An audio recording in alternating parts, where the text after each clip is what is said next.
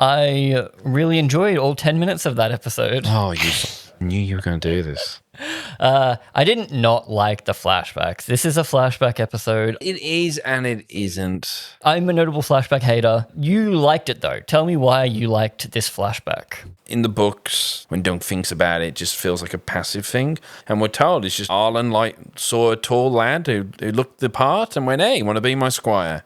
And the way Arlen is described in the books sounds to be a bit more of a maybe finer knight, a bit more traditional. Yes, a hedge knight, but maybe still one of class, where this one's obviously past it. I can maybe see some people going, that's all very sad. We did sort of see it coming, but what does that actually have to do with the grander thing here? But I'd say it just shows that Dunk has been to the bottom before and has still found a way to get up, which is, what we're seeing. I like that it just contextualizes a lot. It's the most we've seen of Dunk's life in Flea Bottom than we have in the book, so that's already interesting. And it's just giving the sense that this is a guy who, before he even got to Sir Arlen, has went through a great load of loss as well. Like, his mum's died, he doesn't know who his dad is, someone who he loves. They don't really go into, the type of love they have, but they have they've grown up on the streets together, so there's a love there that's quite strong. I'm not going to say it was brilliant, wow, what an amazing flashback, but I like that it kind of gives Dunk and his actions a bit of further contextualization. He's letting Egg in now, and maybe the last time he let someone in was with Rafe. Dunk is someone who just wants to follow someone. Rafe was the decision maker, then he just immediately wanted to follow Arlen because he wants a decision maker. He can't be by himself, so he wants someone to look after him and be the decision maker. So then when you at Arlen then dying, you're like, okay, it's the first time now he's properly by himself. I see what you're saying, but I already know all that about him. You didn't know about Rafe dying. I didn't know about Rafe. But Rafe dying doesn't change anything. I already knew he had a hard life. Yeah, but it goes from being a rough upbringing and the night picked me up because I look tall to now, the worst day ever where someone I love died in front of me for no good reason. I just don't feel like that adds enough to make it worth it. Yes, it wasn't that much time because it's only a 30-minute episode. I don't need to only see battles and whatnot. We've had none of that up to this point. It's been great. But I just feel like there was other things we could have focused on. And I feel like, if anything, seeing the fight for 2 seconds, getting knocked back away from it for that drawn out period and then coming back for the end bit just kind of distracted me from the fight. No, not arguing against the quality of the flashback, more so its existence in this particular episode and the kind of tropey choice that every show always chooses to do. A big fight, we have to do a flashback. So the flashback itself is a good story and it does have those emotional beats in it, but I don't think it serves this episode in particular by being smack bang in the middle of it at such a peak moment in the show. Do you get what I mean? Yeah, I'm sure there's going to be some people who wanted a 20-minute full-on bash. And yeah, there's a version of this show where this is a cheeky 40 minutes and they get it all done. Because in the book, I won't go into next week for people who are here week to week, it all wraps up fairly quickly. I get what they're trying to do with the whole he followed around Arlen, Egg followed around him, he almost put on the helmet. I feel like I already had all of that and I didn't need now to be the one to do it. And I don't think they did it because we needed to know any of this stuff. I think they did it because they had a 10-minute fight and they needed to fill a 30-minute time slot. I'm sure there's a practical reason to it. The reason why he's followed Sir Arlen is because Sir Arlen kicked down the door and said, leave that boy alone. Dunk, who at that point has showed no interest in knights, has then seen in some ways what a knight should be. He's kicked down the door and he's seen an injustice and he's put an end to the injustice. It's a dirty Game of Thrones way of doing it, but it's what he saw. So then now, maybe when he looked at Ansell, he saw a bit of his old love Rafe there. And what does he do? He does what Arlen did. He does what Arlen taught him, at least. Thinks last. I'm going to go in and save the day because I'm seeing an injustice. And now we know, Dunk, maybe I'm going into it a bit, but Dunk, I imagine, replaying that thing now along his head. So then when he's seeing a similar thing happen to someone he's now beginning to like and love, it's his way of going I'm going to save Rafe. I'm finally going to do it. And so him being the shadow of Aerion I think there's a bit of that in there. He's kicking that gold cloak in the face. I mean, obviously I know it's 10 minutes and the moment you see her that this girl's going to go. Obviously it's doomed to happen.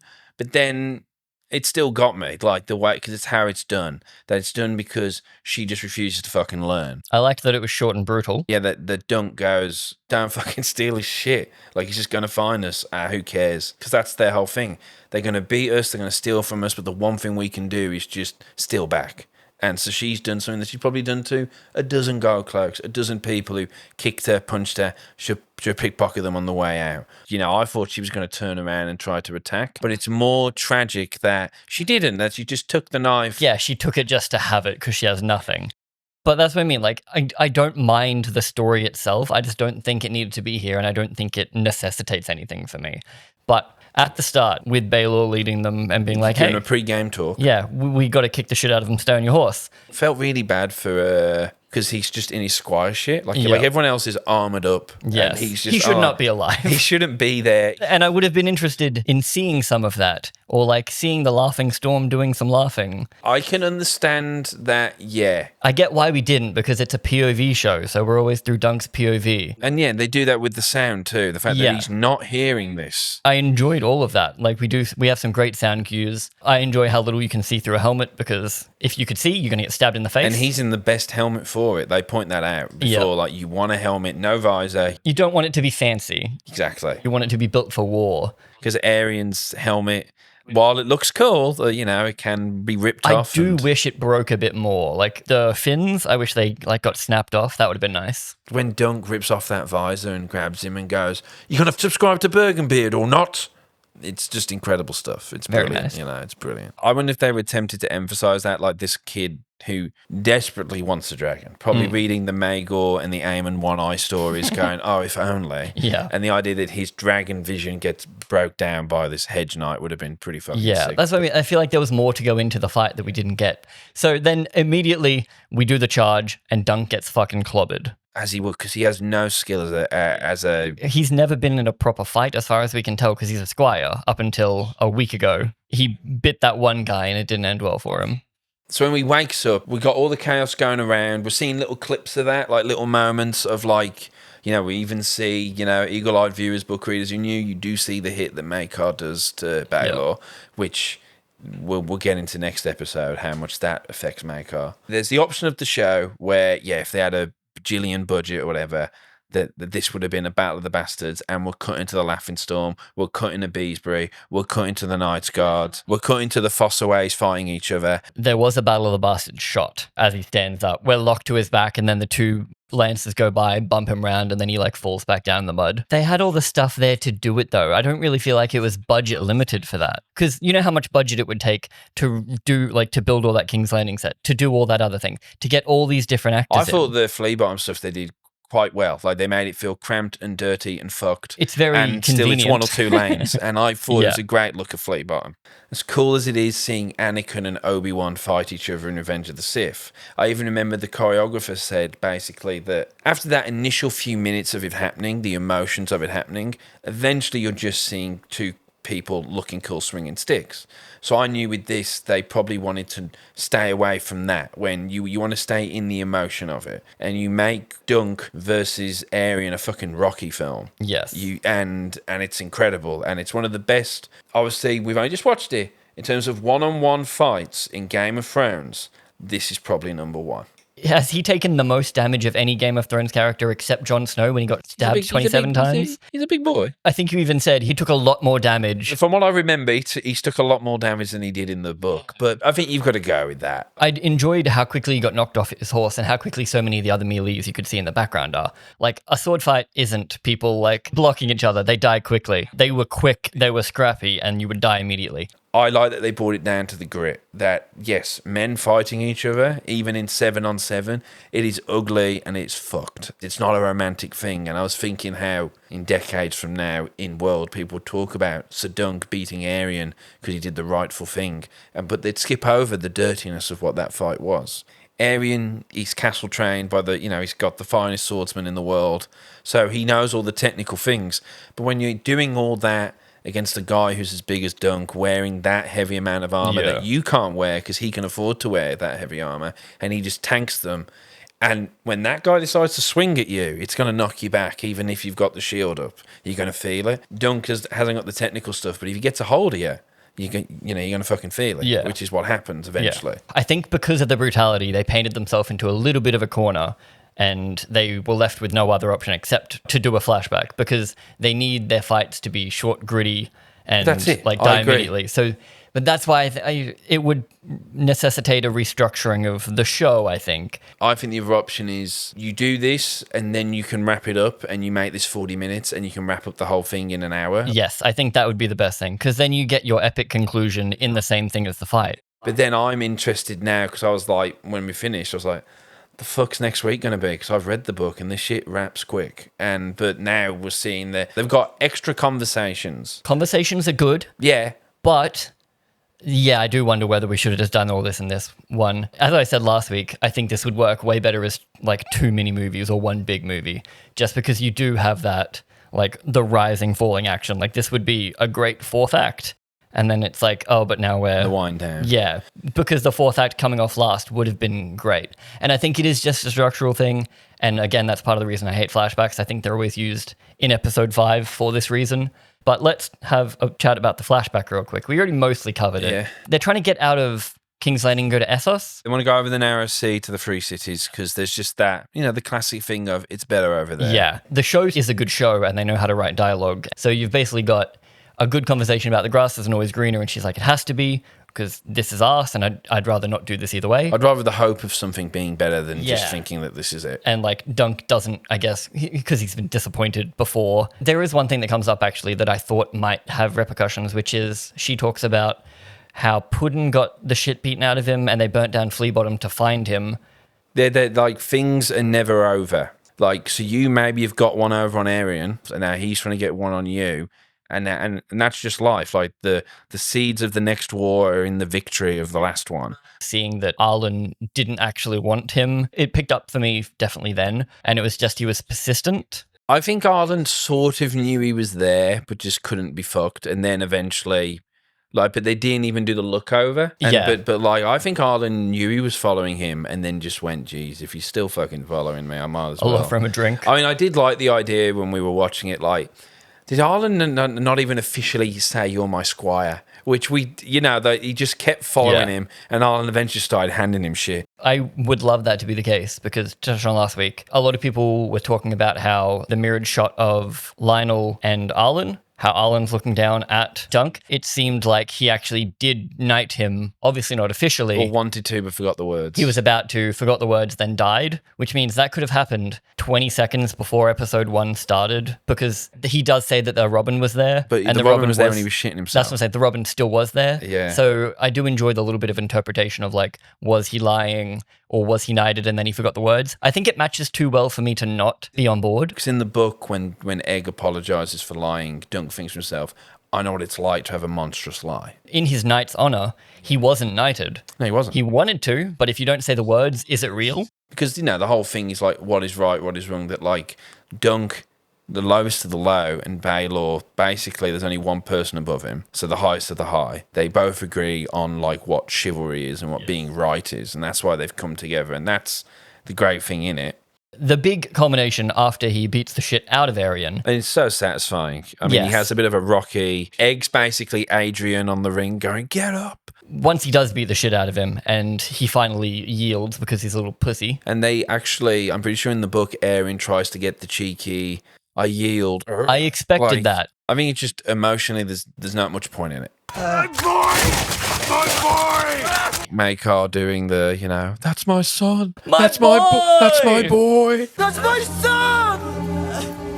That's my boy! There's one point where one of the White Cloaks goes past Aerion. They basically have to protect the blood of that's what they're sworn to. Yes. So they have to make sure they don't hit Baelor and have to make sure they protect Aerion and Makar. But that thing, they didn't protect Aerion at all. That's what I'm saying. So it implies that maybe they're yeah, fuck that kid. What I was wondering whether Baelor was you have to let him do this fight. Yeah, or maybe there is just that little thing of, they're people. And also, they are knights. They are the knights, the most Yes. knightly knights. We did meet them though. We didn't get enough a sense of them.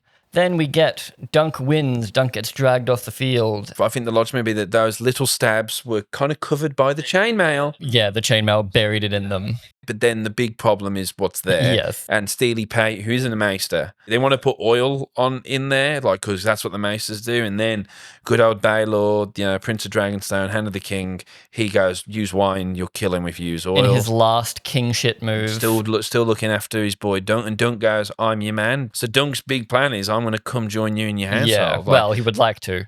George, it's not that he kills off your favourite characters, it's how he does it. And this is one of his best, because you see him there, and I bet everyone went, hey, fucking sweet. He's all good, because you don't expect that. Yeah, and you can miss it if you're not, Yeah. They don't overtly do it. I think it draws out for 2 or 3 minutes. Yeah, because he's talking fine. He says, I feel a bit funny. They go, it's word for word. They're yanking. Steely Pate comes over. And then in bringing it out, you realise that, that it's buried and crushed the back of his skull. I think in the book, it's like it all comes tumbling out.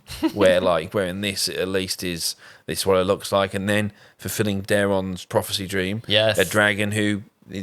wide wing, because he would have cast a wide shadow over the country. The dragon lays dead at his feet. In that sense, he was a popular guy, well respected, well loved. Yeah. He was, and now he's died for the sake of a Hedge Knight's claim. That's the thing. The show does have reveals and mysteries, because I get up a lot of shows for wasting my time. I've been ragging on Fallout for weeks at this point, but Fallout didn't do anything that surprised me. Yeah. This show, even if you call the egg reveal, you're not calling the Baelor reveal. And you're not calling it that way. The fake out is brilliant. Yeah, you're not calling the Ansell, the kick, the where, that we're not doing a tournament arc. There's twists and turns in a 3-hour show. It's bloody wonderful. Maybe that's how they're going to fill out the next episode, is the blame getting thrown between characters. They've got Lionel, who definitely isn't around for this stuff. I love the additional where Lionel goes, he fucking helped you when he had to fight a team of people who couldn't hurt him. And that's something that fans have been saying for years, that hey, stop glazing Baelor. He knew he was probably going to be fine going in. Yeah.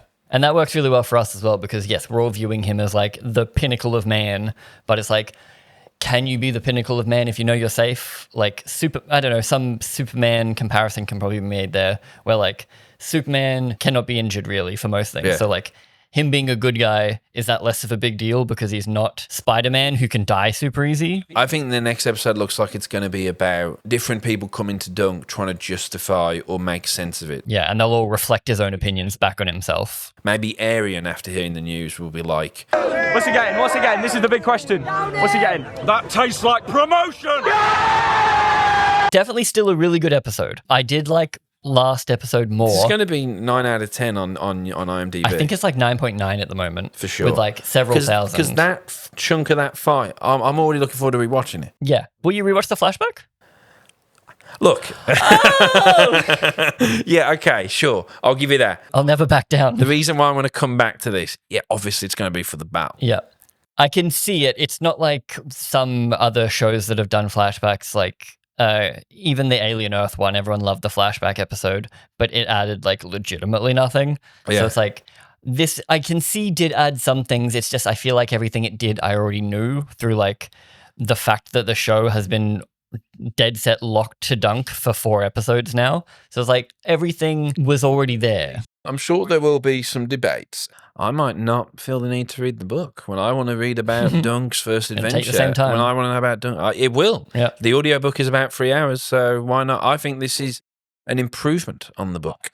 Real quick before we head off, some spoilers. There's Tom Holland's newest protege, basically. Yeah, he must have the same PR team. Yeah, Dexter cannot keep his mouth shut. He's just In fairness, enthusiastic. He's a 9-year-old boy. Yeah, 2 things. One is that big, super end of this whole series level spoilers.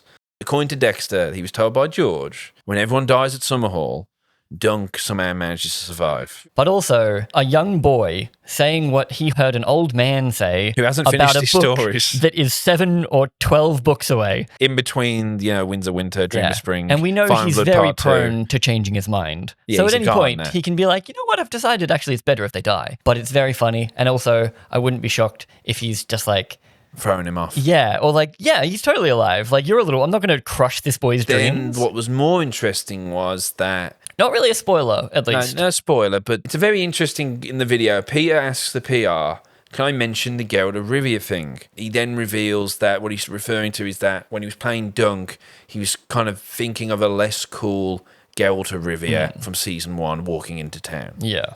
And then Dexter goes, no, I'm pretty sure we can say the Henry Cavill thing. Pretty much, yeah. And he's like, no, we can't at all. Which then, I don't know why, but then that's led people to go, oh, Daemon Blackfire flashback. I believe it because, like, who else could he be? And Daemon Blackfire is canonically the most, like, Chad one. Yeah. Like, so it makes sense. So it's like, yeah, if you, and again, probably like, because Aegon the Conqueror is never going to happen. So that would be the They still work. Well, I'm a big thing that Henry should be a Baratheon. I mean, it would be very fun to just get Cavill and all of his brothers, because there's like 5 of them or whatever. They're all just there. But yeah, so like it's not really a spoiler on that one, but like it would be very interesting casting. So still definitely the best show on at the moment. Oh, easily. Unquestionably. Trying to watch this and then trying to watch Rings of Power finally. It's the worst. Fantasy. Like the most expensive show versus what is one of the cheaper shows. We say one of the cheapest. It's still still for the genre. Yes. And well, currently it still costs more than probably all of season 1 of Game of Thrones. It's probably more expensive than Witcher season 4. Probably. Maybe. Like that's the thing. It's like it's all relative. Everything's $20 million now for some reason. Yeah. So we always talk about budget about this show, but we don't have solid numbers yet. Because if this show was being made in 2011, it would have been ridiculously cheap. Yeah, it would have been like, damn, you guys are really good at Like this. the BBC Merlin crew could have pulled this off. Yeah. That's the and I thing. wish they did. Bring back Merlin. But yes, what did you all think? How wrong am I about the flashbacks? Or do you love the adventures of Lil, Dunk, and Rafe? I'll admit that, when I rewatch this episode, I might be doing a little bit of a... maybe. Like, as we said, flashbacks are always a hard sell. Yeah. They are hard. Especially because it's short. I probably went too hard in it because I'm also biased against flashbacks. So I can admit that. I'll rewatch this in like a month probably, like all the way through and be like, oh, What a great movie. That took 5 minutes of my time. That little flashback didn't hinder me. So who knows? I'm still incredibly positive on the show. Please don't be mean to me on the internet. I have feelings. It was my birthday. Be nice to me.